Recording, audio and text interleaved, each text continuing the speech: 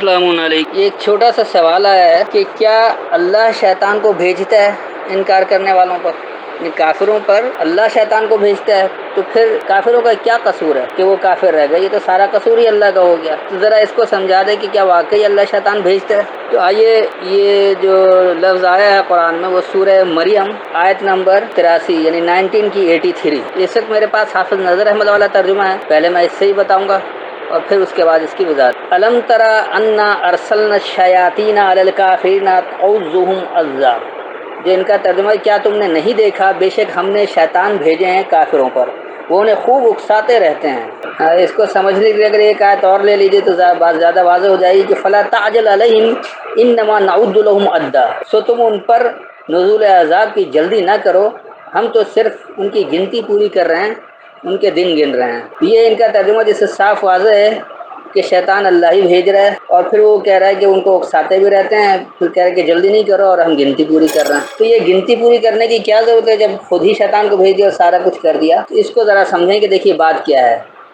الم ترا، کیا تم نہیں دیکھتے، انا، یہ کہ ہم، ارسلنا الشیاطین، ہم نے بھیجا ہے سرکشوں، ہم سے سرکشی بھیجی گئی ہے، علی الکافرین، انکار کرنے والوں پر۔ تو جو ماننے والے ہیں وہ سرکشی کو اختیار نہیں کرتے ہیں، فرما برداری اور سرکشی دونوں بھیجا گیا ہے، یعنی دونوں باتیں قرآن میں واضح کر دی گئی ہیں۔ اس میں ارسال کیا ہے کہ یہ سرکشی ہے اور یہ فرما برداری ہے۔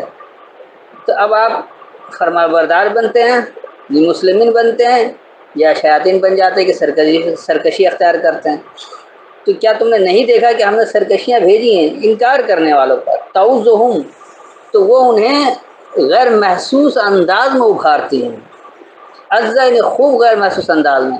تو ہر سرکشی جو ہوتی ہے، سرکش ایک غیر محسوس انداز میں بتاتا ہے کہ دیکھو یہ کام کرو گے اس کے یہ نقصانات ہیں۔ مثال کے طور پر آج کہتے ہیں خالص قرآن کی بات کرو گے، معاشرہ آپ کا بائیکاٹ کرے گا کہ جی کیا سب نماز پڑھنے جا رہے ہیں، آپ کہہ رہے ہیں کہ قرآن میں نماز نہیں ہے۔ تو اب کیا ہوگا؟ اس سے جو ہے وہ معاشرے میں بائیکاٹ ہوگا اور جی لوگ بے رخی اختیار کریں گے، ہمیں مل جل کر رہنا ہے، شادی بیاہ کیسے ہوگی، کیا کچھ ہوگا، غیر محسوس انداز میں اکساتے رہتے ہیں، غیر محسوس انداز میں ابھارتے رہتے ہیں کہ دیکھو انکار کرنے سے یہ فائدہ کتنا ہے کہ ہم معاشرے میں مل جل کر رہیں گے، اور اگر ہم نے خالص اللہ کی بات مان لی تو یہ تو پھر بڑا مشکل ہو جائے گا ہمارا گزارا کرنا۔ تو یہ وہ سرکشی ہے انکار کرنے والوں پر جو انہیں غیر محسوس انداز میں ابھارتی رہتی ہے۔ اس لیے اللہ آگے کہہ رہے کہ فلا تعجل علیہم، بس تم ان پر جلد بازی نہیں کرو، تم ان پر عجلت نہیں کرو۔